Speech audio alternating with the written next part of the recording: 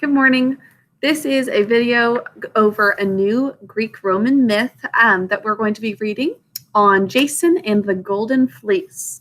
So this was originally Greek myth, but the Romans, have adapted several of them along with adapting their gods and goddesses. This is one of the most famous adventure stories of all time where there is a quest. A lot of other stories actually have been modeled off of this over time, including Star Wars and Don Quixote, which is one that you'll hopefully read when you're in 5th grade if you stay at this school. And lots of other stories throughout time have really been modeled off of this one, Jason and the Golden Fleece. So this is a story that is about a specific quest where Jason is looking for what is called the Golden Fleece, which actually we saw in an earlier story. So see if you can pick up on where it was talking about that there was a special golden fleece to capture. Jason is the main character of this, but we have 3 parts to this story. And the first part is just background information. So we're going to read 2 of those parts today. And then next week, we'll finish with the 3rd part of Jason and the Golden Fleece. Just a little background info on this. It says the tale presented here refers only briefly to the many monsters and dangers that Jason faces along his journey to the land of the Golden Fleece. And it does not mention his companions by name, though some of them, like Hercules, Theseus, and Orpheus, may be known to some of you already. It does, however, provide a brief and exciting introduction to one of the most famous adventure stories ever told. So, Jason and the Golden Fleece. Now, long, long ago, there lived in Greece a proud king who had a beautiful wife named Nephele. Now, Nephele means cloud. Let me show you her name, Nephele. I know the Greek pronunciation of these is quite different than you might think. Nephele means cloud. And there was something about this fair young queen that made one think of soft pink and gold-edged clouds on a summer's evening. Now the king and queen had 2 children, a boy whose name was Phrixus. Strange name, Phrixus. There it is. And a little girl named Helle. Sort of sounds like Helen, but it's Helle. And they brought such pleasure to their parents that the whole family lived each day and night in happiness. Only one thing marred their joy, meaning ruined it or made it ugly in some way. One thing ruined this joy. And it was a strange thing indeed, for in the hot summer days when the sky was cloudless and the air was dry and still, Nephele, the queen, would grow thin and pale, and then she would leave her home for a long time and come back only when the soft rain clouds were again in the air. Now, some people said that the clouds were her sisters, and that when they left the sky, she had to travel far away with them. But no one really knew where Nephele went or why. Her name means cloud, remember. As you can imagine, there came a time when the king began to grow tired of his wife's long and mysterious absences. And there was, as well, a beautiful, dark-eyed lady in town who encouraged his anger. For she had long been in love with the king, and she saw this as a chance to have him for herself. The lady's name was Ino.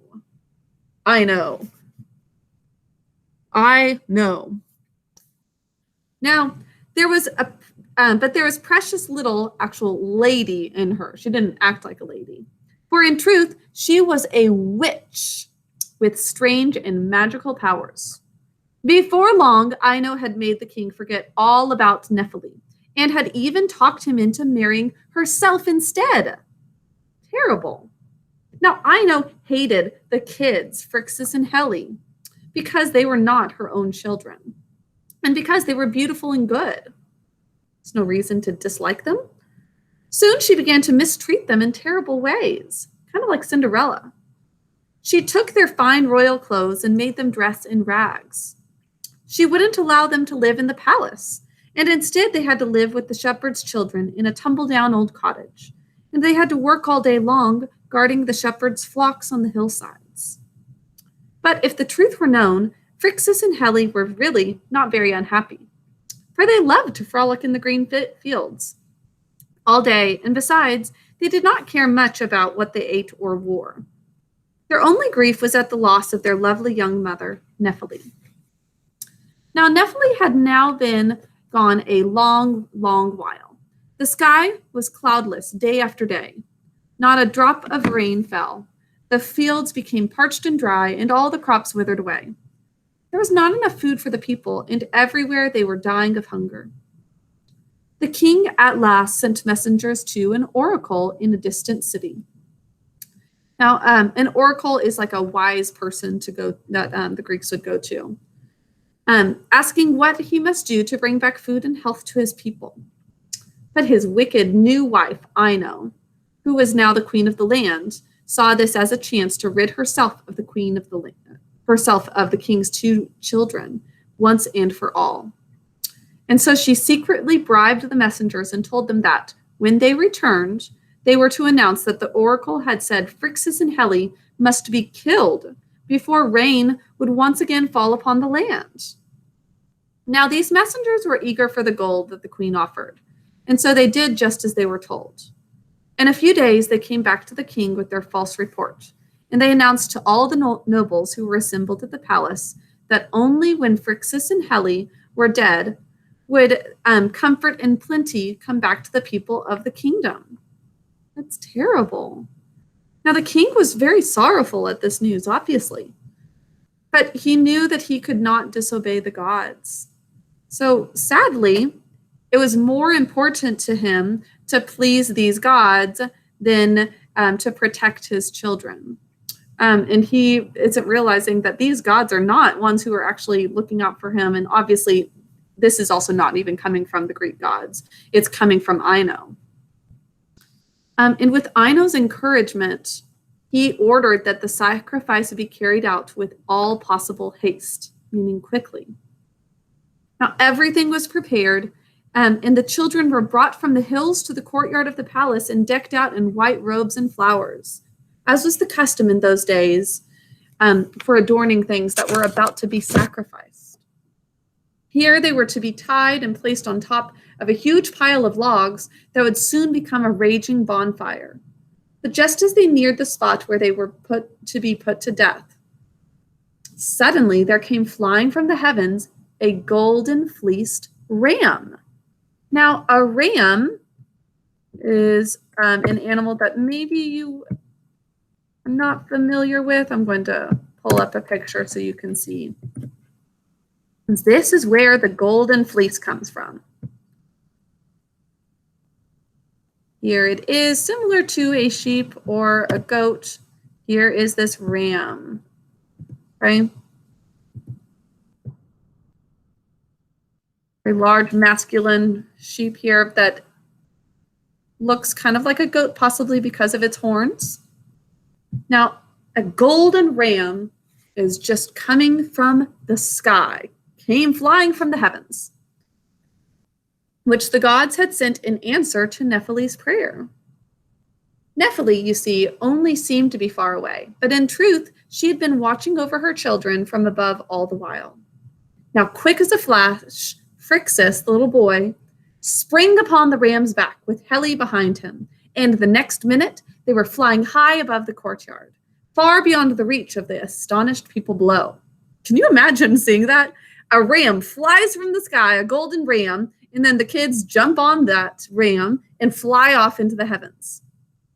Now, over land and sea flew the golden ram, faster and faster every moment, until Helle became so weary of the dizzy flight that she loosened her grip from the ram's golden fleece, and she fell down, down, down through the air until she splashed into the water of a narrow sea that they happened to be flying over at just that time, and she drowned.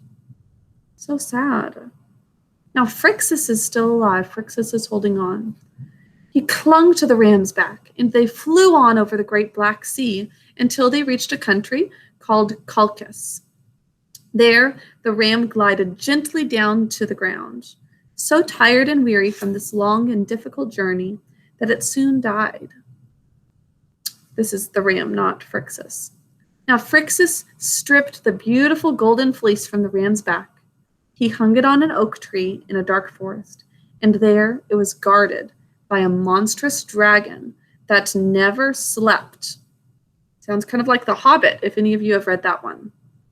Now, neither during the night nor during the day, so that nobody dared go near the fleece. It is hoarding this treasure, this dragon. And Phrixus remained in that land and married the king's daughter, and they lived happily together for many years until Phrixus died. So he lived a long life. Actually ended up with a happy life. And all this time, the wondrous golden fleece hung on the branch of that same oak tree, guarded over by that same dragon. And for many years thereafter, the legend of the Golden Fleece spread to all parts of the world.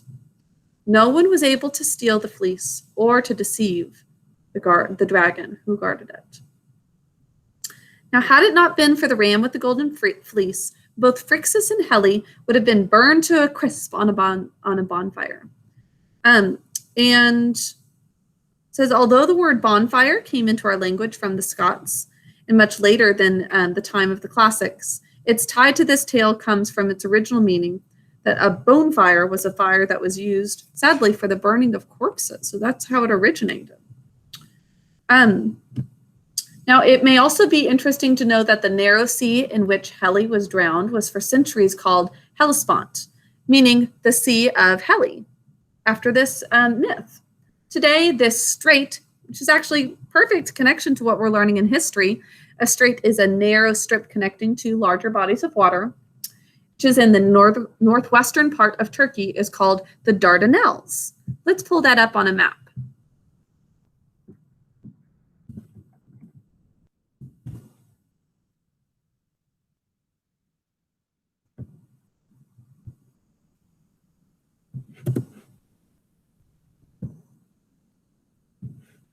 Okay. Here is Turkey. Here's the Black Sea that was already mentioned. Okay. Here's the Dardanelles, this narrow strait that was named after Helle because that's where she would have dropped down. So sad. This narrow strait. Okay. I'm going to read one more part of Jason and the Golden Fleece to hear now about Jason. Now, long after Phrixus had died, there lived in a certain country a king and queen who had but one child, a boy named Jason. Now, the king, whose name was Æson, was a good-natured man, but a rather weak king. He could not defend his kingdom, and after a while, his own brother, Jason's uncle, came to Æson's kingdom with a large army, and he drove King Æson and his family out of the land and seized the throne for himself. Thereafter, Æson was forced to live far away in poverty and without friends.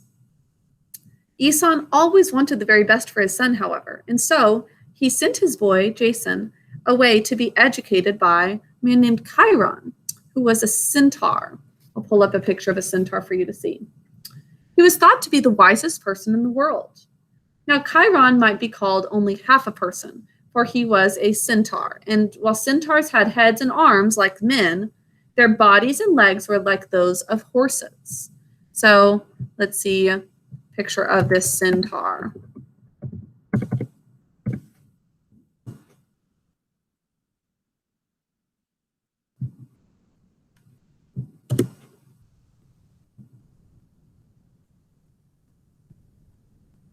That's what a centaur looked like. Half man, half horse.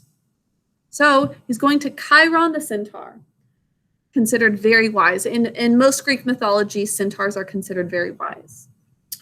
Now, although centaurs were, for the most part, savage and monstrous creatures, Chiron was a much different sort altogether. He was a scholar and was famed for knowing more about everything than anyone else in all of Greece. He knew about the stars and about which plants could cure diseases. He was a great archer with a bow and arrow, and he could play the lyre, which is like a small harp, and sing songs and tell stories better than any human in all the land. And that is why many kings sent their sons to him to be educated. So little Jason went to the centaur's cave on the mountaintop, and he spent his youth there learning to hunt and to fish and to use the sword and the spear, and, what was better still, to be truthful and kind. But at last Jason grew to be a man, and then Chiron told him that his father, Aeson, was not just a friendless pauper, but had once been a king. He explained to Jason how Aeson's throne had been taken from him, and he told the boy that his duty now lay in reclaiming the kingdom that was rightfully his father's own. When the time for parting came, Chiron went with Jason to the foot of the mountain and said, "Forget not the lessons I have taught you. Always speak and act the truth, and be kind to all who need your help." So Jason started on his journey. When he had gone some distance, he came to a stream that had been flooded by the spring rains. On the bank, there stood an old woman looking for some way across. Mindful of what the centaur had said, Jason spoke to her and offered to carry her across the swollen stream. The old woman gladly accepted the offer, and Jason lifted her upon his shoulders and entered the rushing river. The water dashed against him with great force.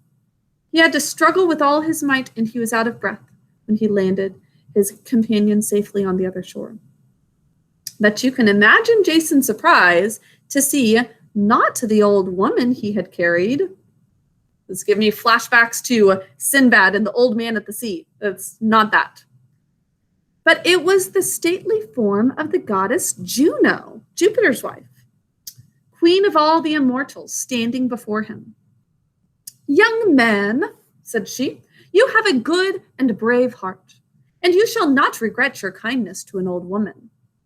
And in the next instant, she vanished. When Jason recovered from his surprise and started to go on his way, he saw, to his dismay, that one of his sandals had been lost in the rushing water. So he had to walk the rest of the way with only one shoe. He came at last to the palace of his father's brother, whose name was Peleus, and he was taken straight away to see the king. Now the king turned pale with fear at the sight of Jason, for an oracle had foretold that his kingdom would be taken from him by a youth wearing only one sandal. And one of Jason's feet, as you know, was bare. But the crafty king pretended to be very glad indeed to see his nephew. He bade him sit down and rest himself, and he placed food and drink before him. While they were eating, he told many stories of brave men who lived long ago. "Ah, those were the days," he sighed. "But such heroes do not live in our times." "You are wrong," cried Jason. "There are many heroes waiting only for the chance to do great deeds." At this, the king laughed out loud. "You are a foolish lad," he says. "But it is time that I find out who you are and why you have come to this kingdom."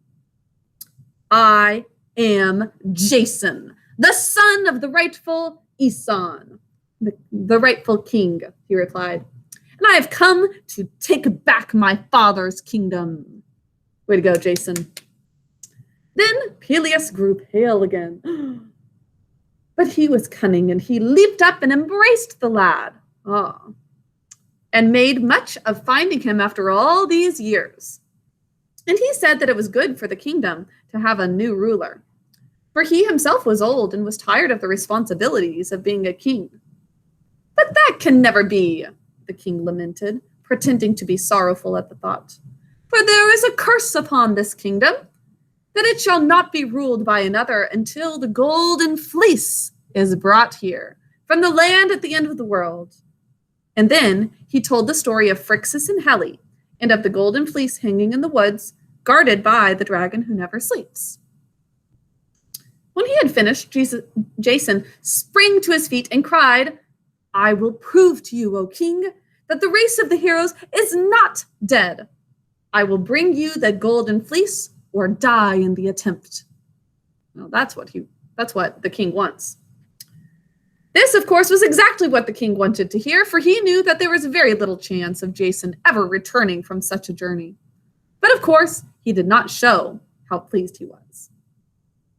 Jason then proceeded to construct a good, strong ship, which he called the Argo. And he sent out messengers all over Greece to his friends who had been schooled with him in the centaur's cave. He warned them that there would be fighting and danger, and even a dragon to kill. But they all came, for they were eager to help Jason regain his kingdom. They gathered by the shore and helped in fitting out the Argo for the voyage, and they called themselves the Argonauts, like astronauts on the Argo. Now it happened that the great goddess Juno had sent to Jason a gift to show that she had not forgotten her promise to help him. It was a wondrous piece of sacred oak, carved into a figurehead and fitted onto the prow, the front of the ship of the Argo. And truly wondrous it was indeed, for the greatest wonder of it all was the fact that this piece of wood could actually speak. Many a time during the long voyage, when Jason was in great danger and did not know what to do, he consulted that figurehead and he always received good advice. But that is getting ahead of the story. We'll get to that in part 3. When the Argo was finished and all the provisions had been put aboard, the Argonauts waited for the tide and at last set sail. High atop his mountain home, old Chiron saw the swift ship depart with his best and brightest boys on board, and he waved his mighty arms and prayed that their courage and wisdom would bring them home safely once again. So we will see if Jason is successful in getting the Golden Fleece the next time we read. That is all for now. I've got some questions to answer about this, and I hope that you enjoy. I'll talk to you later. Bye.